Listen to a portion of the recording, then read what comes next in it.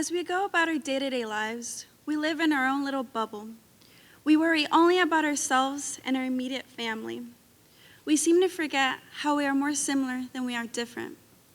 Just recently, I was having a conversation with one of my friends here at Goshen College, and we exchanged how school is stressful, how she got her new job, and then suddenly it took a turn. She expressed to me that only having school stress was a luxury that her and I did not have, alongside another 800,000 individuals. Shortly after, I realized that my experience in this topic is not unique at all. There are roughly 800,000 immigrants that have received temporary work permits and temporary relief from deportation under the policy of Deferred Action for Childhood Arrivals, otherwise known as DACA. My friend and I are only 2 out of the 241,000 DACA recipients currently in college. They do not only have to worry about school, but of work, family, and the heavy burden of our temporary status. Even though she likes to bake pastries and I like to paint sceneries, I feel we're nearly cut from the same cloth. We share something alongside those other 800,000 immigrants and others, and that is that our parents had envisioned the American dream. My parents, like many other immigrants, had hoped for a better life for their children, a life outside Ciudad Juarez, where I was born. Ciudad Juarez is one of the most dangerous and difficult cities to live in Mexico. The highest homicide count was in 2009 at 2,600 homicides. And more recently, in 2019, they had 1,500 homicides. News outlets here in the US, such as Forbes and the Washington Post, have used the phrase murder city to talk about Ciudad Juarez, a phrase that sadly fits. And personally, I do not have much recollection of my time in Mexico due to being so young, but I've seen pictures.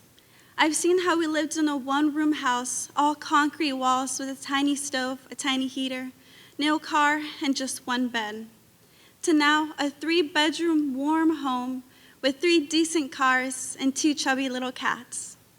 And if I'm being honest, I had not constantly thought about my parents' struggles in Mexico until recently. The struggles of how my father used to take 2 bus routes to go work in another city to barely make ends meet. How my mother used to walk to a government building to ask for financial help and continuously applying for government housing.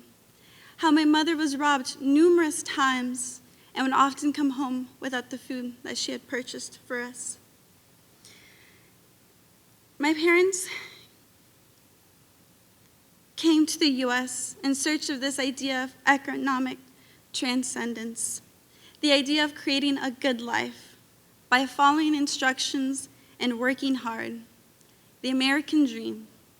However, there is a misconception to the American dream. Solely having a roof over your head and some money does not signify a good life.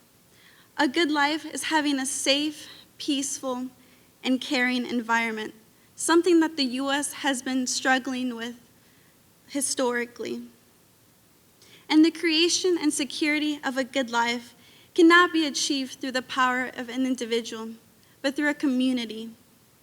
In 2010, there were 4 student activists that began a 1,500-mile walk from Miami to Washington, D.C., to have a peaceful protest on immigration reform. This created a dramatic footprint on the DACA movement, and it inspired numerous individuals to come together and to create a community that supported DACA. And shortly after, DACA became a reality in 2012. And this was the first time that undocumented children finally had hope. Applicants came from 25 different countries. Yet, sadly, after this achievement, the Trump administration in 2017 began to voice criticism for DACA, and fear began to emerge. In late 2017, various news outlets such as NBC began to announce the possibility of DACA being ruled unconstitutional by the Supreme Court. The future seemed uncertain for all DACA recipients, and personally, I felt silenced by the fear that I had due to all the hate that was being indirectly pointed to me by those who opposed DACA. My future had been built on a 2-year by 2-year basis, and thinking further than that seemed like overreaching. And during this time, I often thought, was I just living the American dream on borrowed time?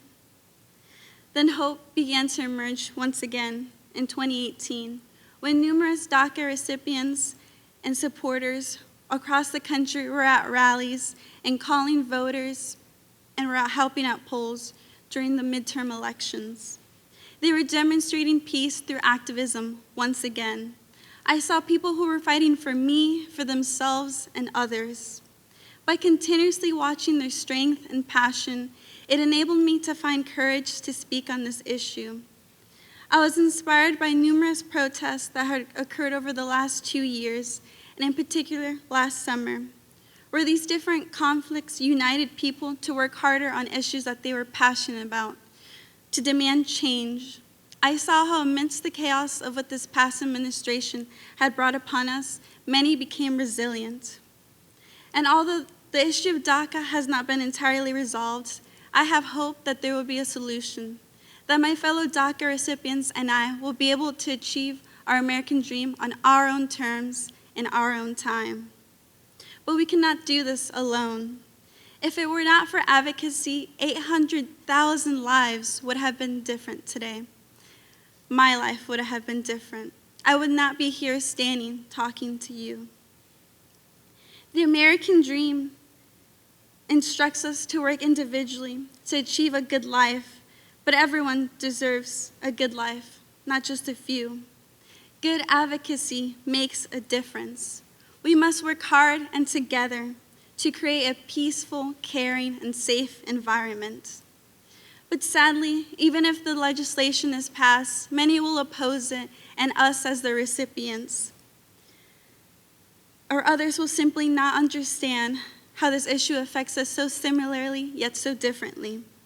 This has been part of my story, yet there are still 799,000 others that you have not heard.